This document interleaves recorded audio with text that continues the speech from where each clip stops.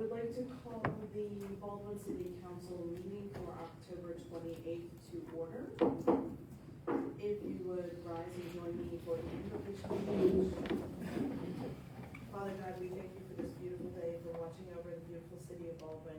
Please keep our first responders safe at all times, and be with us tonight as we make decisions on behalf of our residents. In Jesus' name we pray. Amen. Amen.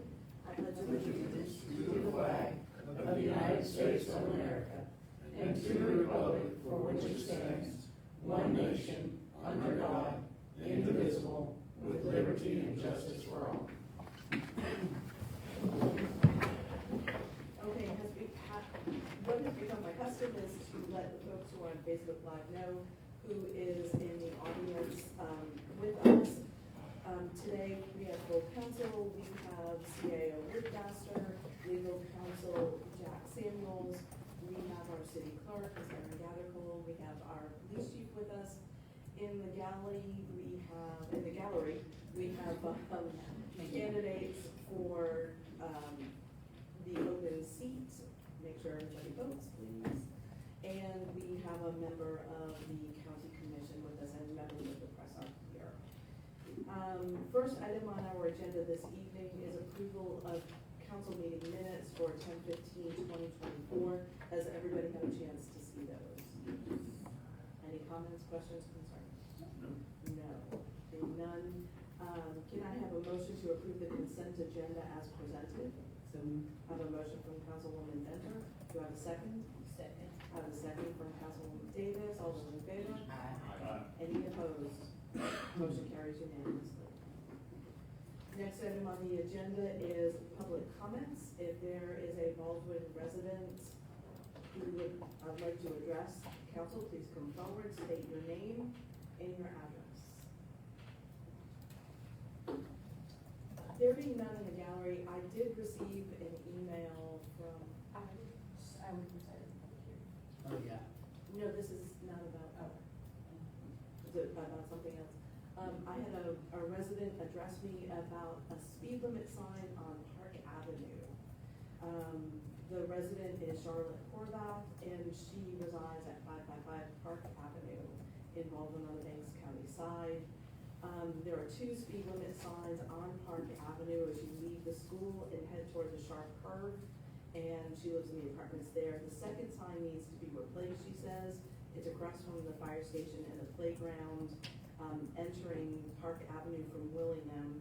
It's a 15-mile-an-hour speed limit.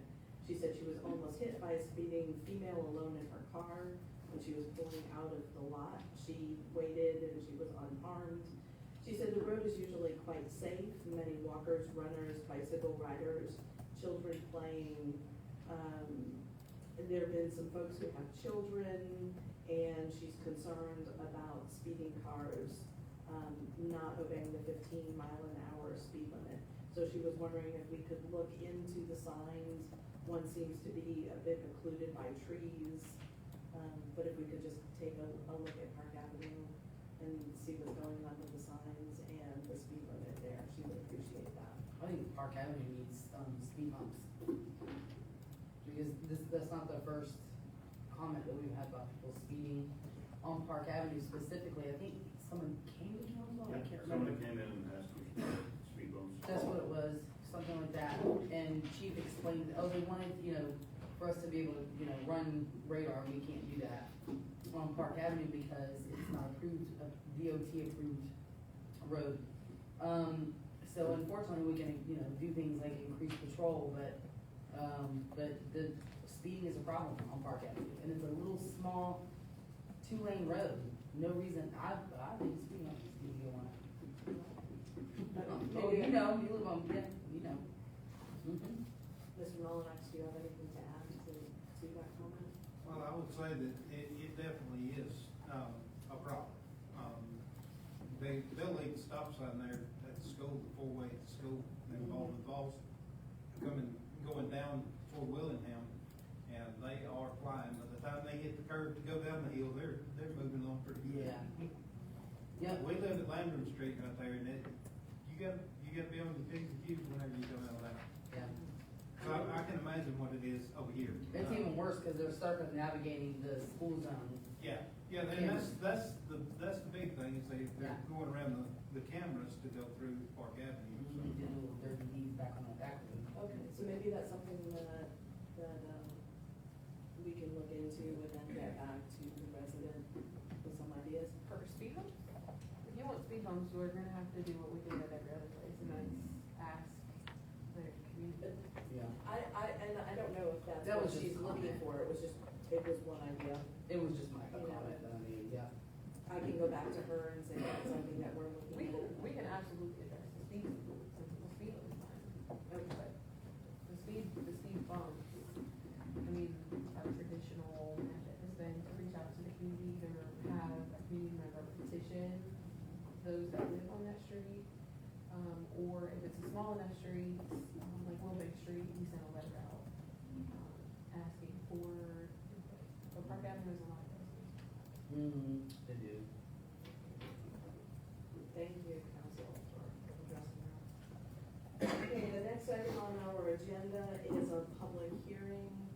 Mr. Samuels, lead that. Absolutely. Hello, everybody. Hello again. Today is our third public hearing on setting a millage rate.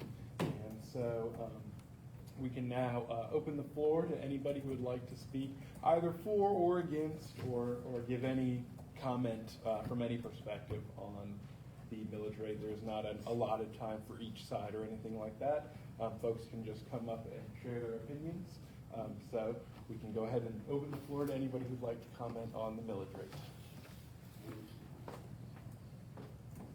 Well, this was a busy email week. I did have a resident email me. The email comes from Mr. Joe Elam. I don't have his address. He's in the Timberton neighborhood over by me in the Habersham County side. He says, Mayor and Council, since I will not be able to be at the upcoming tax increase hearing, I wanted to share my thoughts with the council. This email serves as my presence at the hearing. I have done the math for my property, and I understand every property is different. The result of the proposed millage increase, sorry, yeah.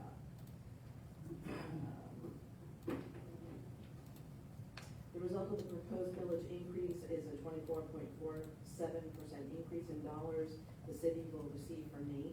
I hope you will understand how impactful such an increase is on our citizens. Thank God I'm not on a fixed income.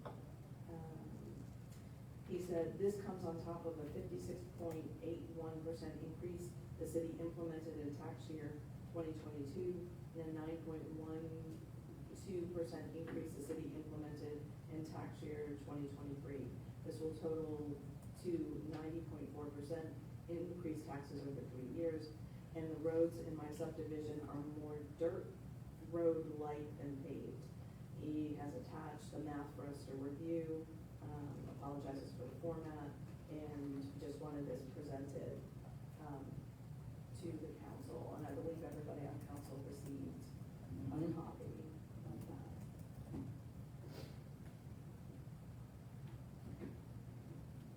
So former Mayor Elam is intimately aware of our budget and how we run the city. He's also intimately aware of how frugal we actually are.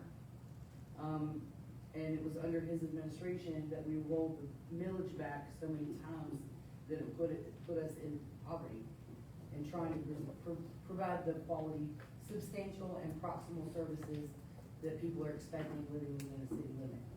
I don't like raising taxes either. And yes, thankfully, I'm not on a fixed income either. However, he also knows what it's like to have to provide those services that people are expecting in exchange for paying a little bit of property tax. So, And we know about the increase in cost for every project and that we're doing. so did former Mayor Elam, yes. And a reminder that property taxes are only 25% of our budget at this point. Right, 25% of the budget, right, and it's, extremely uncomfortable and difficult to make this decision. It's one, and there have been many emails from former Mayor Elam that have indicated that, he feels that we don't care, and that this is just an easy frivolous decision for us, and that couldn't be further from the truth. There being nobody else pressing us, We can go ahead and close we can go ahead and close the public hearing. Thank you, Jeff. Thank you, Mayor. Next item on the agenda is reports, Police Department, Chief Chris Jones. Good evening, Mayor, Good Council, evening. citizens. So I will start off with the September 2024 staff report for the Police Department. So our top priorities for FY 2025 is to add 2 additional patrol vehicles. And this goes back to what we was talking about from prior times. So when I came to the department, we had 2 2017 Explorers that were patrol vehicles. And we had 1 2021 unmarked Ford Explorer that was the chief's vehicle. And then we had an entourage of Tauruses that were 2014 and 2015s. Right. And this is in 2021. So police vehicles, as we spoke before, need 5 years as the lifespan. Yeah. And that's why our new vehicles are on a 4-year lease program. That way we have a contingency plan to keep new vehicles. So at this point, the 2017 Explorers, we are running 7 years old on those. And we try to be frugal with money, as Ms. Venture said, and investing money into a vehicle that old to keep them maintained is not smart. It is not smart to do that, and it's not safe for my officers to have them running code 3 to whatever call it may be in a vehicle of that age with those miles. So that's one of my top priorities. And number 2 was implementing a fitness program. They've heard me speak about this. That's something that's near and dear to my heart is fitness. So we're working on that. It's a work in progress. So not always a popular topic with certain people, but I'm trying to be real gentle. I'm trying to be real gentle about that. So I don't want to upset anyone. You don't want to hurt feelings, but we need to know it is not just for the job, but for longevity. It makes a better life, because when you get done with police work, your body is destroyed. Your back, everything, your hands, it's hard. So, Exercise is good for mental health also. oh, So- the mental health from what we see, what we deal with, and it just doesn't go away. But if you have fitness and working out, it has been shown to lower stress, and it can help with PTSD as well. Yeah.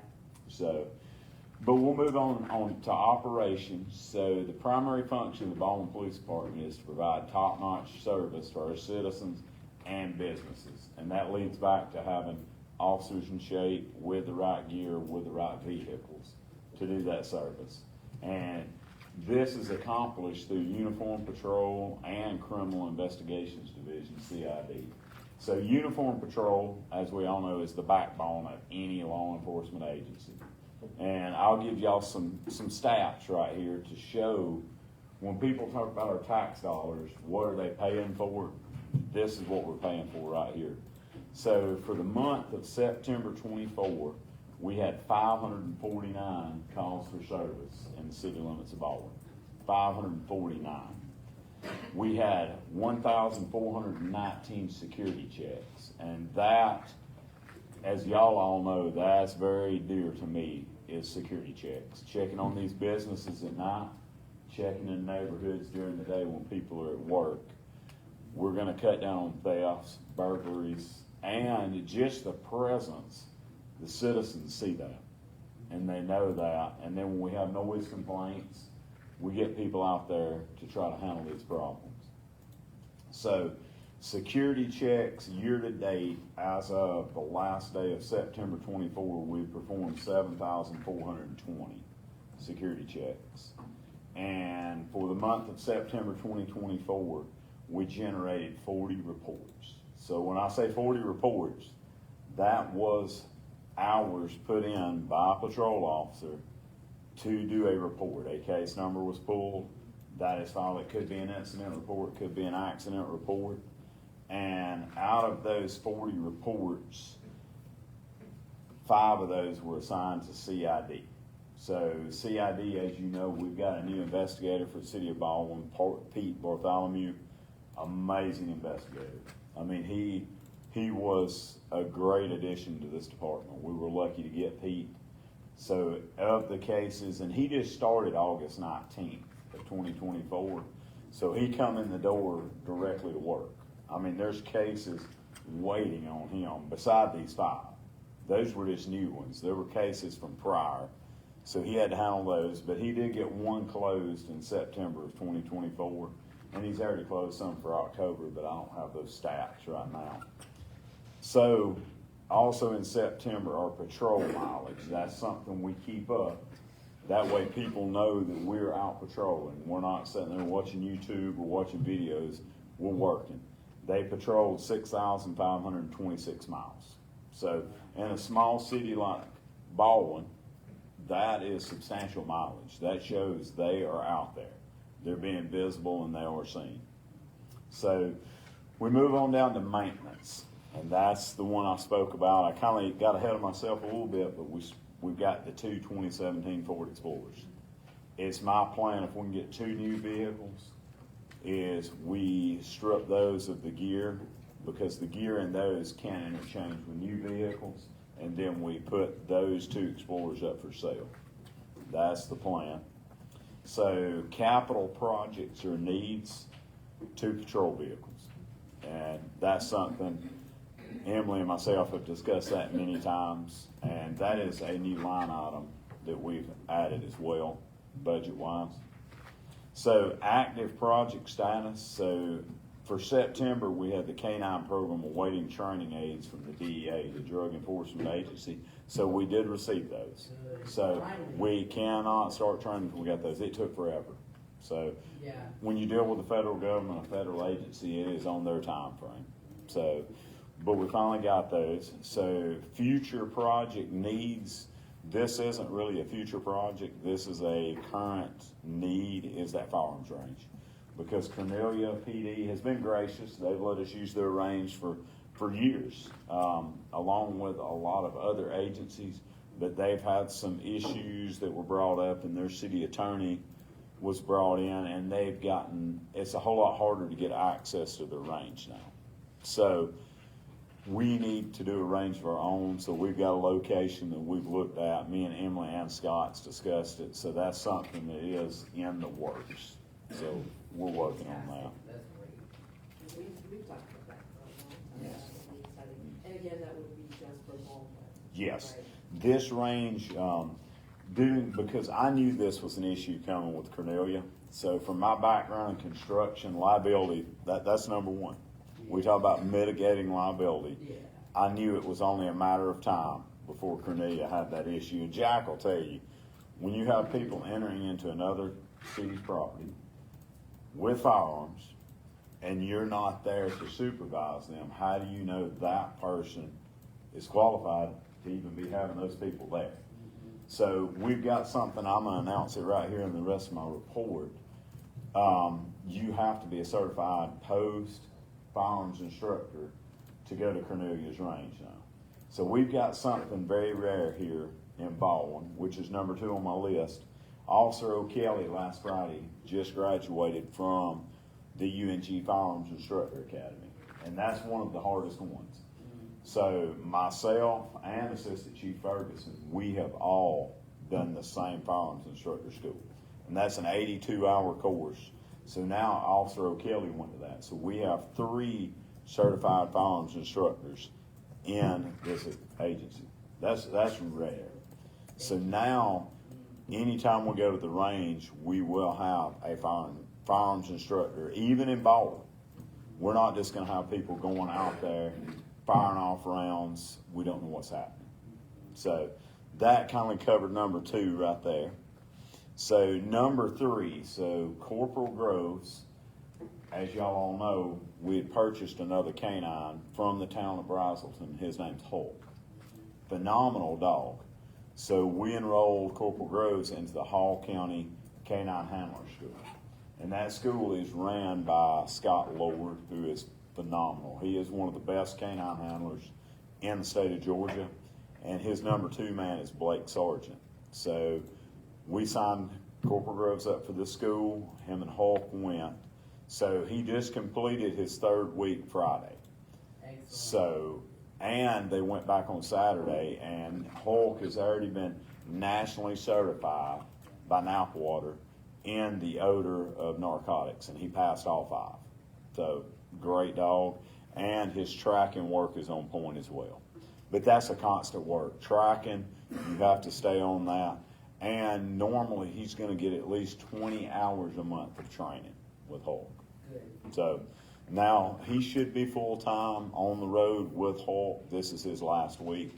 He graduates Friday. So that's a huge compliment. Yeah. And Corporal Groves has lost nearly 20 pounds going through that school. That's how hard that school is. Talk about physical fitness. Oh, it's, so right there. Yeah. So, because, you know, if we've got a lost child, just like we had over here at Banks Ridge, Yeah. you know, I was out 25 straight hours that day, along with all of our guys. They come in off duty, and if they're going to take and track with a dog, that goes right back into that fitness program, because you're letting that dog down, because the dog won't let you down. Yeah. It's the handler that will let the dog down. So that goes into that.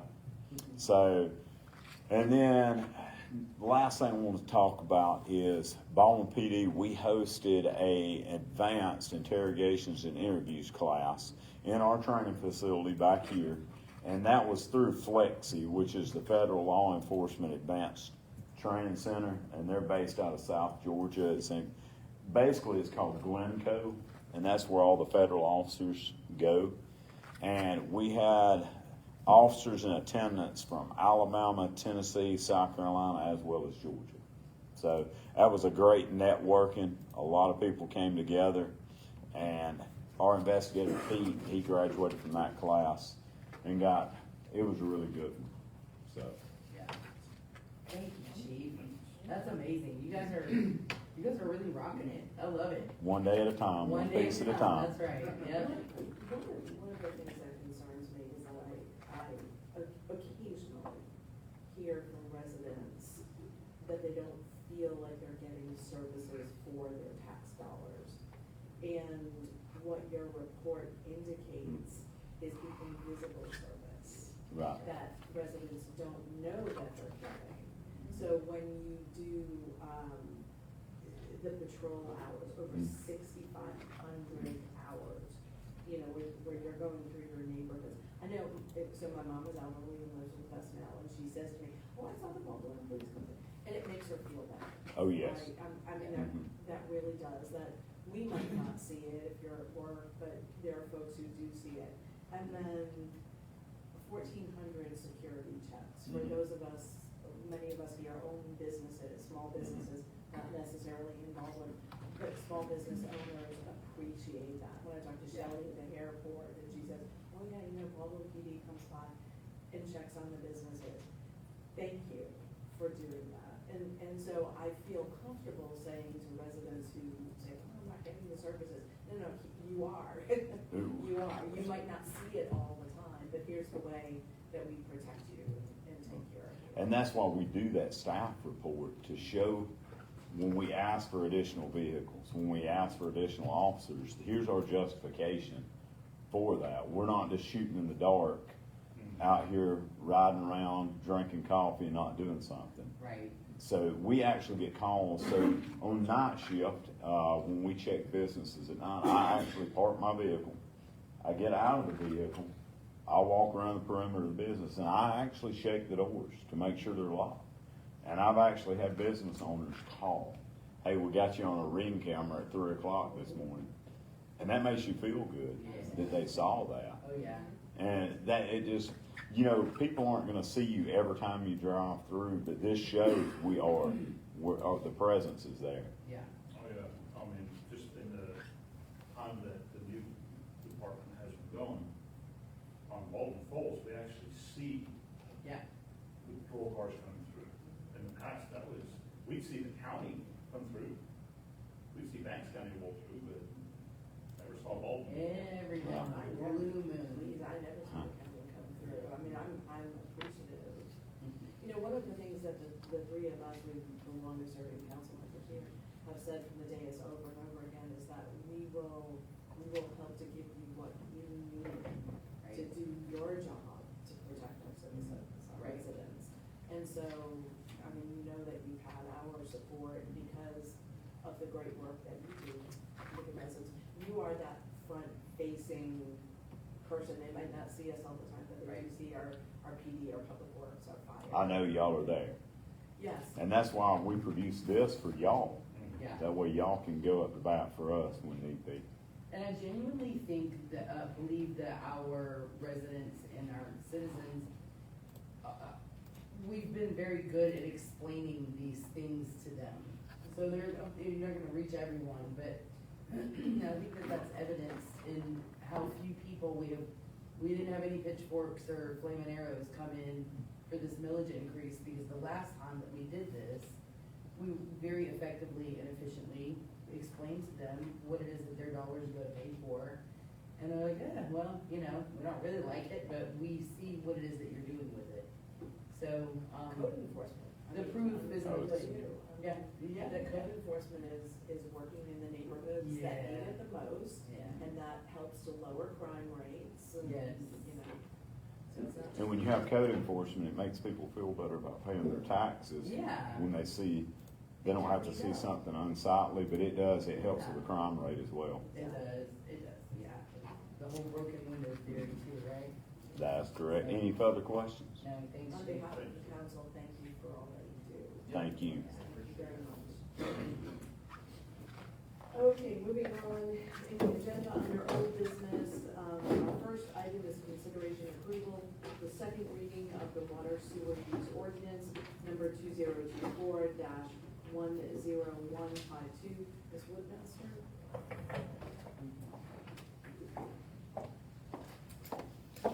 Well, good evening. Good evening. So this is, we have presented this to council a couple of times. This is for the second reading. We have worked for many a months, a couple of years, to modify the water and sewer use ordinance, just to condense all of the amendments that have been made to this document over the last almost 30 years. And it has gone from like 152 pages to about 30. Right. Which is great. So this has gone through the water group committee, the water and sewer, the ordinance has gone through legal, we don't see any issues with it, that I'm aware of, right? Okay, and, I failed to put the correct water and sewer use ordinance in the packet tonight, I do apologize. All of the other amendments were made, there was just 4 words missing on page 17 under section 1.13, subsection E. The intent of this paragraph originally was to require anyone who was not contiguous to the city limits of Baldwin to annex, if they had water and sewer service from us, when it did become contiguous. So, if, for example, you lived on BC Grant Road, just outside of city limits, and you had our water service, and your neighbor annexed, then you are required to annex because the ordinance says that you signed an agreement that you would annex when you became contiguous. We are modifying that to say that you are required to make an application to annex. So that way the decision for annexation still comes before the city council. It is not a mandate of anyone who has water and sewer services from the city. So there's 4 words in there. I did discuss them with all of you earlier. It's the second line, and it just says to submit an application for annexation of the property. That is the only modification. Everything else has been reviewed and approved. I do apologize. Also, the font is off. Yeah. Not the font. I know, right? Sorry. The words all are the same. And then there was a question this afternoon about the attachments that go in this ordinance. The way that we've written the ordinance is to create almost a stopgap for fees so that we're not constantly having to amend the ordinance to modify a fee. or to set a new water and sewer rate. That is technically a modification to the ordinance, by changing those fees. So what we've done inside the water and sewer use ordinance, it says, refer to attachment A. Attachment A is the master fee schedule that the city council has been discussing for the last couple of months. It has not quite yet been approved because we needed the water and sewer use ordinance to be adopted in order to put those into the master fee schedule. But those will all be in there, and in your packet, you'll see that what will go in the ordinance is the adopted fee schedule and how to locate it. So that will be in there, for both the current fee schedule, any modifications in the future, and then attachment B that is listed in the ordinance is just the system connection fees. While that will also be on the master fee schedule, we are referencing the ordinance that adopted it because at some point, our asset value will grow and that system connection fee will have to be modified. So we figured it would just be easier on the attachment to put the ordinance. That's what I got. You're welcome. Any comments, questions? I'd like to thank Councilwoman Davis for serving on the water group and reading this multiple times before it came to us. Thank you very much. You're welcome. I don't want to deal with that tonight, I'm telling you. Water committee, board, Those are long meetings. agencies. Important. Okay, can I have a motion to approve the second reading of the water and sewer use ordinance number 2024-10152 with modification to section 1.13 subsection E as presented? So moved. A motion from Councilwoman Ventura, do I have a second? Second. I have a second from Councilwoman Davis, all those in favor? Any opposed? Motion carries unanimously. Yay. Congratulations, Ms. Wood. Yes, That was a huge labor. That was Yeah, huge. Thank you very much for doing that. Much better. Okay, number 2, under old business, consideration approval of the 2024 millage rate resolution, number 2024-10154R. Ms. Wood. Now that all of the required public hearings have closed, as long as the council has no modifications to the proposed millage rates. For Habersham County, the proposed millage rate is 9.17, and for Banks County is 4.728.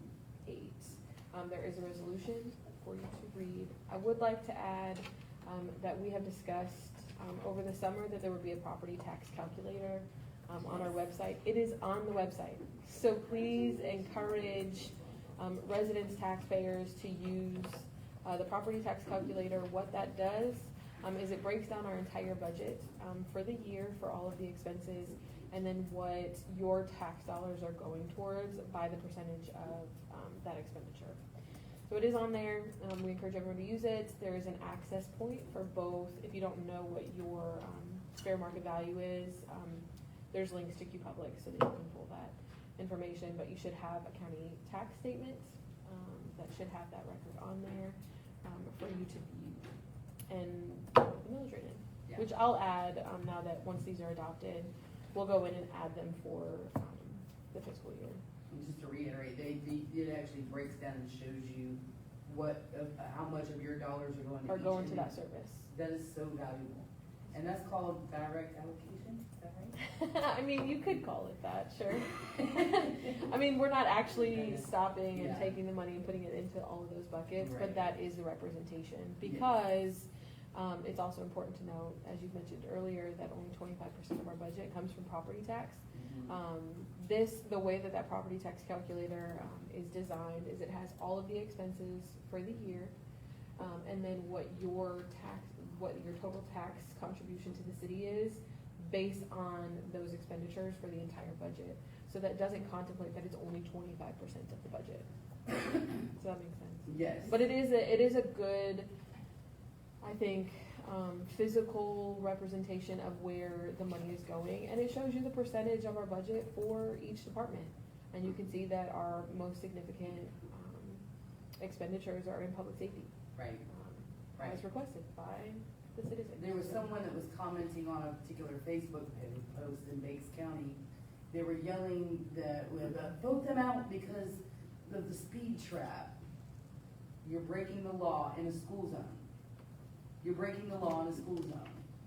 So thank you for learning your lesson and blessing our public safety, because this person said that, it's doing a disservice to the people that we're supposed to be protecting. We're supposed to protect people that break the law or the children. So anyway, but that public safety funds help offset our property taxes, so those are the actual people that we're supposed to be looking out for. So anyway, I did explain that. The property tax calculator, I don't think I've ever seen that on any other government website. It probably doesn't exist, does it? That, I couldn't answer that question, but it is something I created, Yes. so the one that's on there is just ours. So that's awesome. So the property tax calculator breaks down, yeah, helps them understand whether or not there's a thing spent. It's on our website. It is? Okay. Are we ready to move the resolution? Resolution number 2024-1015R, a resolution to adopt the city millage rate for Baldwin, Georgia. Whereas the Baldwin City Council is the governing authority of Baldwin, Georgia. Whereas the Baldwin City Council is charged to establish the millage rate in accordance with state law. And whereas in fulfillment of this function, the Baldwin City Council has published all legal notices and held all public hearings as are necessary under pertinent law for the establishment of the millage rate. Whereas the proposed 2024 millage rate for Baldwin represents a total millage increase of 17.53% for the Habersham County area and a total millage increase of 104.06% for the Banks County area. Whereas the millage rate for 2024 is now ready for adoption. Now therefore be it resolved that the city does hereby adopt the millage rates for the taxable property of the city of Baldwin as follows. Habersham County Baldwin millage rate 9.170 mills for the Habersham County Baldwin millage rate. Banks County Baldwin millage rate 4.728 mills for the Banks County Baldwin millage rate. This 28th day of October 2024. Can I have a motion to approve the 2024 millage rate adoption resolution number 2024-10154R as presented? So moved. I have a motion from Councilwoman Venter. Do I have a second? Second. I have a second from Councilwoman Davis. All those in favor? Aye. All those opposed? Nay. Motion passes 3-1.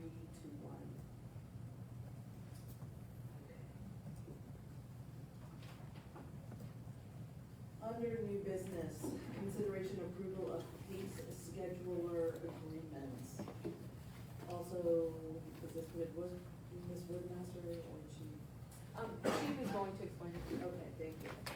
Good evening once again. Evening. So, as we spoke earlier, building our department up, basically from the ground up when I came. So, the hardest part of a police department is getting it fully staffed. And then once you get fully staffed, is maintaining that. A lot of times it's easier to obtain than it is maintain. So, in maintaining, you gotta keep the employees happy, which we do our best. We have them good gear. And we have a very good accrual rate of PTO time, Baldwin. So we like for our officers to get to use their PTO time. And as y'all heard in my report, we send them to a lot of training.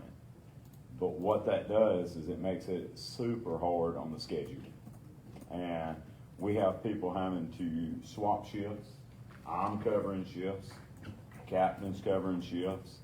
Investigators covering shifts. You have to do everything you can to fill that gap because we have to provide 24/7 coverage to the citizens. And in doing that, we have a board in here right now, a 4-month spot board. And we have to go on there and we have to take a dry erase marker. It's kind of like that. And we try to write everybody's schedule on there. And when you do that, if somebody bumps into the board, it smudges it. And then when you swap a shift, you have to erase and it is a nightmare. it takes forever. So we were looking for some software, a program that would eliminate a lot of those troubles. And the one we found was Pace Scheduler. And it's used by a lot of agencies across the country. And what it allows us to do is have an app on our phone, and we can update the schedule in a minute's notice. And when we update it, every officer, whether they're on duty or not, has access to that schedule right then. So if someone gets sick, we go in and change that schedule. If somebody has training, we can update that schedule.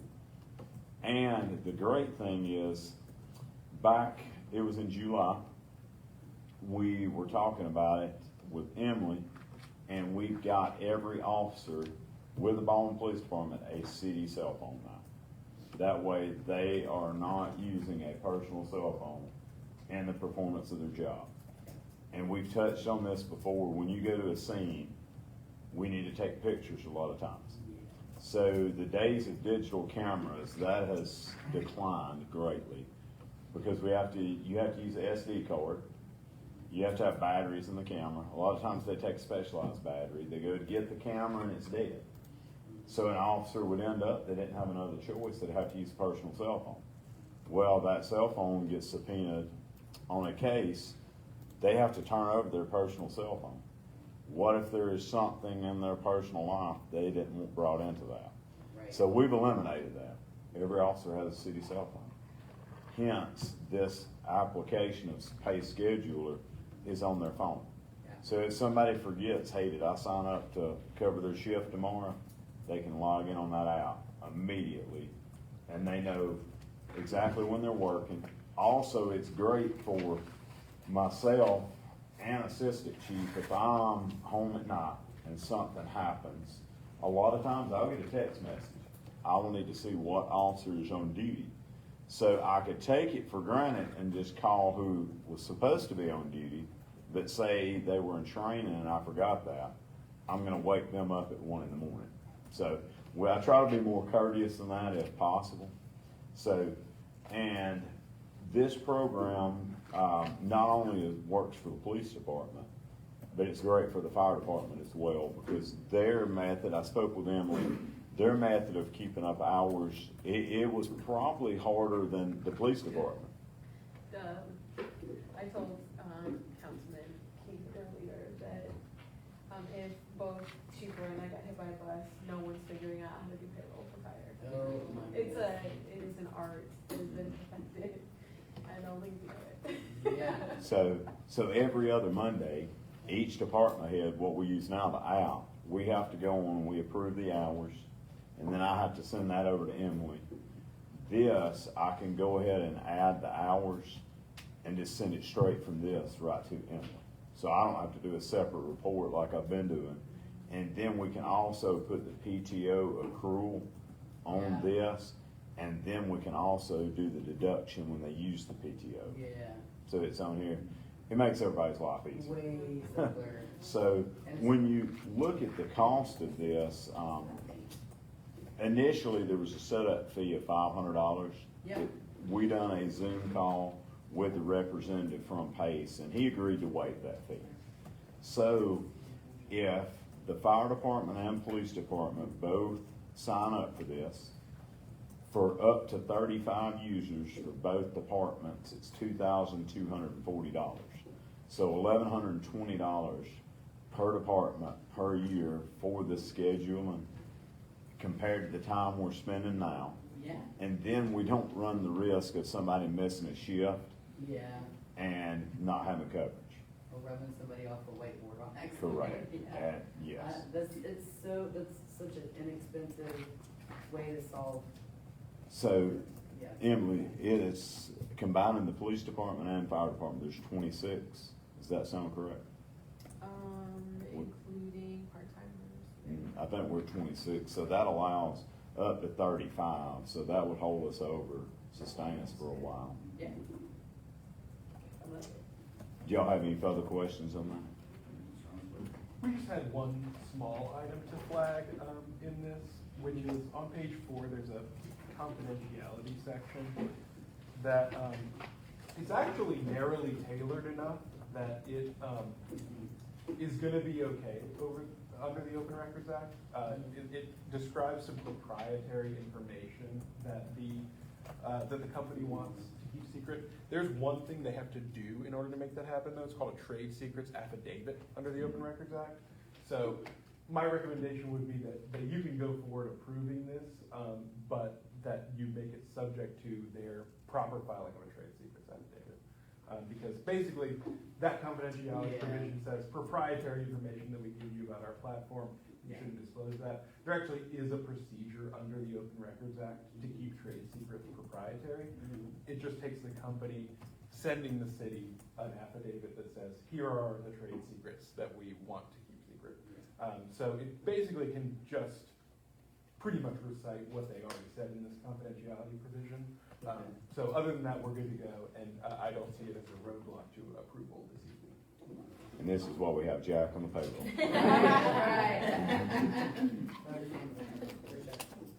Yeah. Just to be fair, see, you don't have to worry about busing it. We'll more likely be a feed truck. Well, either way, we can all use this platform. Yeah. And Chief Roy was amenable. Yeah, they met with him. We and met. went over all of the Okay. details. Good. Awesome. All right. Any questions from?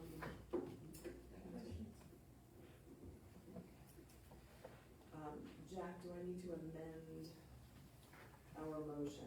You do, well, I don't think is there a motion on the floor yet?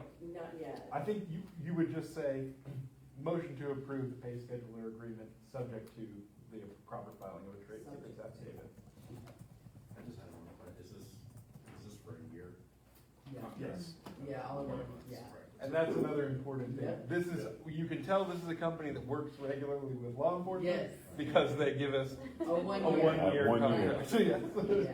Because they know we're not signing It's anything public. legal. Right. Yeah. Okay, can I have a motion to approve the pay schedule agreement, subject to proper filing of trade secrets as presented? So moved. A motion from Councilman Inventor, do I have a second? Second. A second from Councilman Key. All those in favor? Any opposed? Motion carries unanimously. Yes, thank you. Thanks, Chief.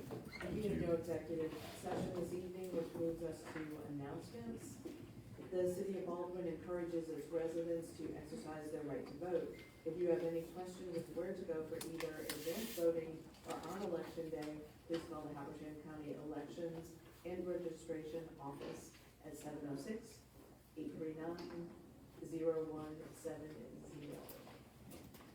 Item 2, Fall Amnesty Day is approaching quickly on November 7th, so reserve your spot today. Baldwin Public Works will pick up and dispose of scrap metal, paint cans, furniture, and appliances that would normally go to the landfill. Tires and batteries will not be picked up. All items must be placed at the curb no later than 8 a.m. on November 7th. Call City Hall at 706-778-6341 by 4:30 on November 4th to get your house on the list. The 3rd annual Baldwin Thanksgiving Community Potluck Dinner will be on November 28th, starting at 4:30 p.m. at the Baldwin Fire Department. This potluck is open to all Baldwin residents. We will provide the turkey and the ham, and we ask that guests bring a favorite dish to share. Please RSVP to 470-208-9842 with the number of guests and dish details for the menu. The Baldwin Christmas tree lighting will be on Friday, December 6th at 6 p.m. Ring in the Christmas season with Christmas carols by Baldwin Elementary School Choir as we light the tree and enjoy free pictures with Santa, free cookies and cocoa, and free train rides around the park. That's I know, exciting. We're excited. We're doing some different things this year with the Yeah. Christmas tree lighting. It's always a sweet thing. And we're also doing the photo booth. Is the photo booth still there? Mhm. So the little gypsy camper that was doing the strip photos at our fall festival will also be at the tree lighting, and this photographs are free also. They're fun. Yeah. And Yeah. Mother's Cakes is doing our cookies again. Those Yes. are always delicious. Yeah. So, Yeah. are there any announcements from council? Do you want me to, oh, I can continue, yes, I'm sorry. Brains running a little thin today. We are still collecting items for the hurricane relief effort that the city of Baldwin is doing. We have had several people bring some items, including two 12-volt refrigerators that run off batteries, really expensive. And those are great for keeping things like diabetes medication cool a lot of power has been restored to a lot of places. However, just because you have power does not mean that you have heat. So a lot of these HVAC systems were washed away with the floodwaters. However, there are also some very specific places that will not have power for probably a good year. These people unfortunately are living in tents on their properties. And wildlife has now become a problem with the disturbance in the geography, and the storm has gotten the bears all riled up. They're dealing with rattlesnakes and yellow jackets and all kinds of other fun stuff. So we're still accepting donations for that. I have to make a confession. I was supposed to put together a Amazon wish list, and we did go. Mr. Molinax and his wife were kind enough to put together a couple of 100 care packages for the storm victims in western North Carolina. We did ask if we could tag along. That was an amazing experience. Mr. Molinax, thank you so much to you and your wife for letting us tag along and for doing what you did for those people. We dropped them off at a church, and it was West Hendersonville Baptist Church. Amazing people, definitely there for their community. And so, again, thanks for letting us tag along. Thank you for doing what you guys, oh yeah, absolutely. And thanks for what you guys did. So, and I noticed also, and you didn't have to do this, and I appreciate what you guys did, but they put in the individual bags, they put in there Baldwin, Georgia loves you, and a little item list, and that was amazing. We couldn't have done it without Baldwin. I mean, we had donations from people in Cleveland, people in Commerce, people in Baldwin. Wow. All the socks, every sock that was in there was donated to us to put into those care packages. Yes. So it was amazing. It was truly amazing. And the socks are really important. I don't know that people necessarily know that. So while we were there, they've got hours of operation, but while we were there, a lady drove in, and she seemed fairly sad. She was really thankful. She did not want to take, she says, listen, we need water. I do have a couple of packs of water in, but I'm here also visiting for my parents who were in Asheville. And we kind of find that sometimes people are almost embarrassed to take some of these things, and it was humbling to see that, and that she was very thankful specifically for the socks. And we do need to, for her parents. we do need to remind people that this is a hand up, not a handout. That's right. That, Yeah. they're there and they're in dire straits. Yeah. And that was our thing, is take whatever you need. And Yeah. The pastor there at the church, which they're related to us, but Yeah. he said, take anything and everything you want. Yeah. And that church, in 3 weeks, they're taking everything that they have gathered together, and it's Yeah. going to Swannanoa. Yeah. Just so everybody knows that Swannanoa's in there, Very when Alice nice. talks about them in 10 cities, they're in Yes. 10 cities. Very much. So what are your deadlines? So we still don't have any deadlines. We're just kind of, collecting things, and I believe it's also going to be an ongoing effort. So we'll have things that we collect. We've made some connections with the Rotary Club in Raven County that have relationships with the food bank, that also have other connections that can just on an ongoing basis provide assistance when and where it's needed. So very much more efficient than when we first began this.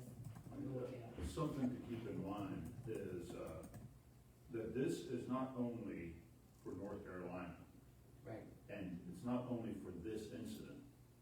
This is laying the foundations in Baldwin for any future situation like this in Baldwin. That's our priority, where we will have the network, the foundation built to reach out to the right people to help our citizens here in Baldwin. And I would be remiss, and I hope I'm not stepping on toes, local businesses that helped out in this endeavor, Hayes. Yes, Hayes. Provided the vehicle for us to drive, for Mr. Molinax to drive up there with all the supplies. So, Yeah. you know, these are the foundations that we build that's going to propel Baldwin forward and keep our people safe and provided for. And I think it's also important to note that, one of the big takeaways from this disaster, and the one that also came, after it, is that, the community is really depending on one another. They can trust their community members, and the local businesses, stakeholders, things like that. People have come from all over the country, and they're all very, very thankful for that. A little chaotic, but worth it. But one thing that has become clear to me is that we all have to depend on one another, and I think that it would be really important for Baldwin to start the conversation and start our own network of people. We do have our hazard mitigation plans, but that's for this stuff. That's not for us individual people. And so we only have ourselves to depend on. So, Absolutely, thank you so much, Councilwoman. thank you. Anything else for the council? And that's. There's a list on our website, if it's not up today, it'll be up tomorrow, of the things that we're taking in. There was a press release that went out of things that are being taken up, so that we can take them in. But the biggest need besides, generators and propane is building materials, because they're building homes. Like, Yes. they're going out and rebuilding homes for people who are choosing to stay on that land. Yeah. And so building supplies are essential. Yes, yeah, making repairs, building supplies and tools. Yes. Okay, right. Yeah. The things are swept away, thank you so much for doing this. Okay, can I have, anything from staff, anything else? Okay, can I have a motion to adjourn? Absolutely. Make that motion. And I have a second. All those in favor? Aye. Any opposed?